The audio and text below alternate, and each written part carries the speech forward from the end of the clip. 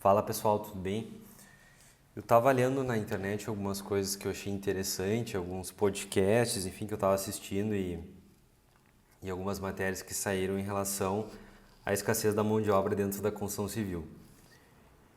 E aí eu estava vendo um estudo que saiu há 6 anos atrás, antes de 2023, na verdade, 6 anos atrás, que fizeram um estudo da idade média dos colaboradores que atuavam dentro do canteiro de obra. E descobriram que a idade média era entre 32 e 33 anos. E aí em 2023 fizeram um novo levantamento de dados desses colaboradores, que a idade média estava entre 42 e 43 anos. Então, isso aí já se percebe que não está tendo uma sucessão de mão de obra dentro da construção civil, né? Essa galera mais jovem, que está, sei lá, recém saindo do ensino médio, eles não querem ingressar como auxiliar de pedreiro, não querem fazer um curso como pedreiro, né? Eles não têm interesse em realmente, sei lá, trabalhar dentro da construção civil, que o trabalho é mais rígido, é suscetível a alto risco, é um trabalho pesado e fora que a remuneração é baixa, né? Então, daí eu estava vendo alguns podcasts sobre isso, que de fato na construção civil tá difícil achar mão de obra, porque não tá tendo sucessão, sei lá, o filho do pedreiro não quer ser que nem o pai, trabalhar dentro do canteiro de obras. Hoje, se o cara tem um celular, se ele tem uma bicicleta ou uma motocicleta, cara, ele já levanta uma grana trabalhando como, sei lá, um motoboy, entregador de iFood, delivery, enfim, né? Uber. O cara já consegue ter uma renda boa, né, com a mesma quantidade de horas se fosse um auxiliar de pedreiro, por exemplo. E aí eu estava vendo o levantamento também do incentivo do governo em cima do Senai para promover alguns cursos técnicos que especializam essa gurizada, sei lá, trabalhar no canteiro de obra como eletricista, drywaller, mestre de obra, assentar azulejo. Então, de fato, está tendo uma escassez dentro da mão de obra, dentro do canteiro de obra, e não está tendo uma sucessão, né? Eu acho ainda que o trabalho manual no futuro vai ficar cada vez mais caro e vai ser um salário bem assim, bem comparado com talvez algum engenheiro, como já é nos Estados Unidos, né? Sei lá, um cara que é mestre de obra, encanador, eletricista, se o cara é bom de fato, ele já ganha uma grana. Aqui tem alguns trechos de algum podcast que eu achei bem interessante, que fala. Trabalhar no canteiro de obras, seja como pedreiro, servente, eletricista, bombeiro, gesseiro, pintor, enfim, há essa dificuldade, né? A gente conversou com o Sindicato de Construção Civil aqui de Minas, com a CEBIC, né? Que é a Câmara Brasileira, e com representantes do setor aqui mesmo, né? Empreiteiros, mestres de obras. E o que eu percebi, Adriana, é que foi se quebrando uma tradição, né? A gente tinha na construção ali muito daquele cenário de o pai era pedreiro ou pintor e aí o filho foi seguindo o caminho do pai. Isso foi se perdendo, por quê?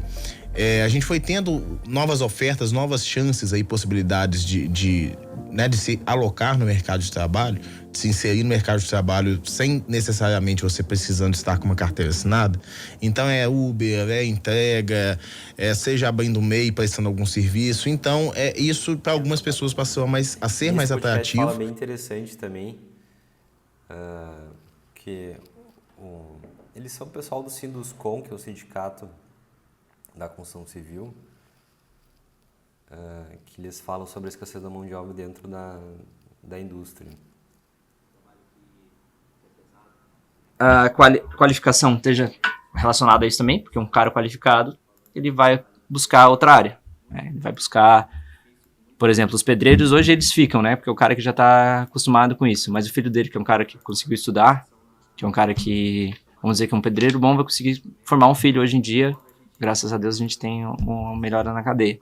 Mas para esse filho virar um pedreiro, né? A princípio tu tá falando do cara que o pedreiro não é o melhor pedreiro, ou porque ele teve uma liderança muito grande em casa, que daí o cara vai ser formado para virar mestre de obra e empreiteiro, né? Mas a tendência é que a pessoa saia do ramo, né? Que ela não queira mais estar fazendo o que o pai fazia, que chegava em casa todo dia às 7 da noite, morto, e saía às 5 da manhã, né? E a gente vem falando no passado desse desafio da escassez de mão de obra, porque está muito atrativo a gente hoje falar de tecnologia, né? Por exemplo, hoje é muito fácil tu trabalhar autônomo, falando da mão de obra, né? Quando a gente olha para mão de obra, é muito mais tranquilo ele talvez credenciar num Uber, né? Trabalhar com iFood, entregas, porque tem sido, como tu falou, dá mais segurança do que ele ficar lá fazendo força, né? Um trabalho mais difícil. É geral e desafia diferentes setores da economia brasileira a se reinventarem. Na segunda reportagem da série Novos Caminhos do Trabalho, exemplos de empresários que, sem saída, apostam no treinamento de pessoas sem capacitação para atuarem em funções vazias há meses. Na construção civil, a estratégia é preparar o mesmo trabalhador para várias atividades. Há 3 meses, o servente de pedreiro, Alexandre Barros, decidiu mudar de área após 10 anos atuando em canteiros de obras de cidades da Grande BH. À procura de um novo emprego, ele aponta a dificuldade do serviço braçal e a busca por melhores salários como determinantes para a escolha. Enquanto a oportunidade não vem, ele segue na informalidade. Querendo uma nova oportunidade em outro lugar, no comércio, sabe?